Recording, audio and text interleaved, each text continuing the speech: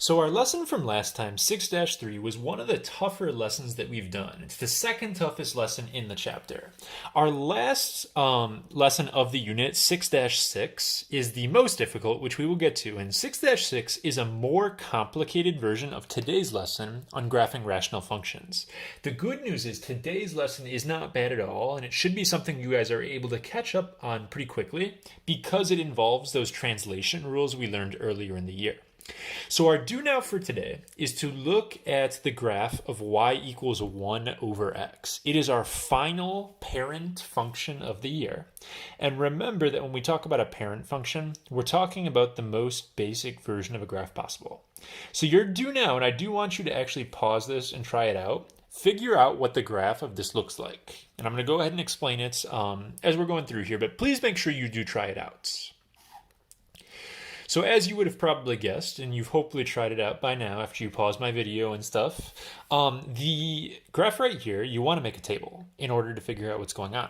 And if I start by plugging in numbers, I'm going to start with positives. You can't do a 0. If you plug in a 1 over 0, that's not going to work out, so that's not allowed.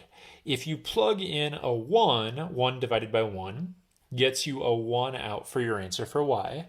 If you plug in a 2, 1 over 2 is a half.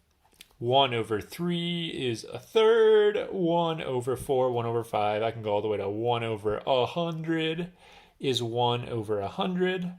If I go to like 10,000s, I'm going to get 1 over 10,000, etc., etc., etc. You can keep on plugging in numbers on the positive side of the graph. So what did it look like for us? Well, I would graph the point 1, 1. I would graph the point 2, 1 half, 3, a third, 4, a fourth. And what's going to end up happening is it's basically going to melt into the x-axis right here. And we're going to have an asymptote on the right side of this picture. If I plug in all the way at 10,000, way over there, you're not even at 0 yet. You never will get to 0 because it's always going to be 1 over something. The part of the graph that you may not have tried plugging in when you were doing this yourself, I'm going to get to the negatives, but I actually want to plug in fractions for a second. So if I plug in a 1 half for x, I'm guessing a lot of people didn't think to do this. If I do that, 1 divided by 1 half, that's actually going to get me out a 2 for my answer. It flips the fraction. If I plug in a 1/3, I'm going to get out 3. If I plug in 1 over 10 or 0.1, that gets me out a 10. So what's actually happening here? If I plug in 1 half, 2, that'd be like there, 1/3, 3, 1/10, 10, I end up getting another asymptote as well. So if I were to connect all of those points and draw that part of the picture, it's going to look like this. It looks sort of exponential-like here, but the thing about this graph is that it never actually hits the either axis, really. So if I were to draw an x equals 0 or the y-axis, my graph isn't ever going to cross over this right here, because you can't plug in a 0. 1 divided by 0 just doesn't work out. So it's going to get closer and closer as you plug in smaller and smaller fractions, but it'll never actually hit this. Similarly, it's never going to cross over the x-axis either. So we've talked about our friends, the exponential. Exponentials have a horizontal asymptote like this. We've talked about our friend the log graph. He has a vertical asymptote like this. It turns out rational graphs, 1 over something with a variable, have both a horizontal and a vertical asymptotes. And we're actually not even done with this picture here. What I also need to remember to do is plug in some negative numbers for x, because I didn't even deal with the negative side of the graph, and that is allowed.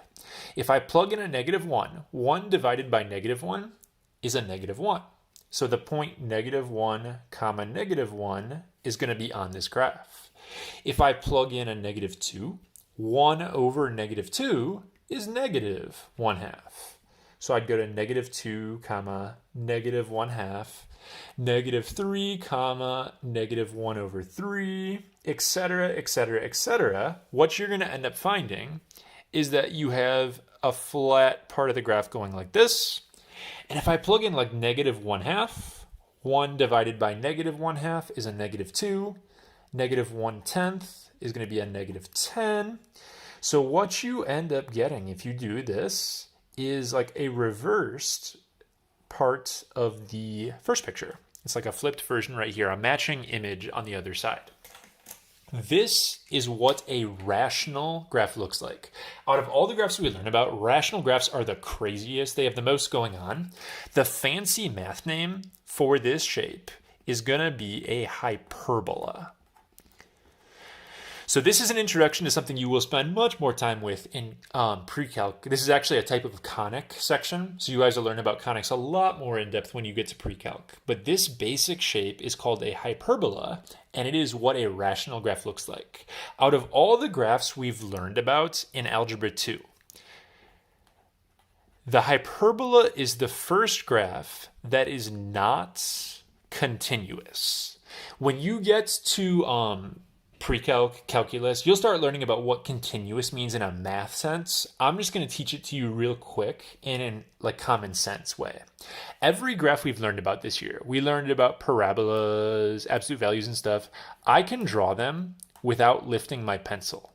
So if I was going to draw whatever kind of graph I've taught you about this year, we learned about cube roots, all of our graph families that we've talked about, no matter which one, polynomials, whatever, can be drawn without lifting your pencil. These are continuous graphs. This guy, though, the rational guy, it is impossible to draw this without lifting up your pencil and drawing the other part. So this is not a continuous graph. In our second video, I'm going to show you guys how to move these around, and this actually is a pretty easy process once you learn what's going on.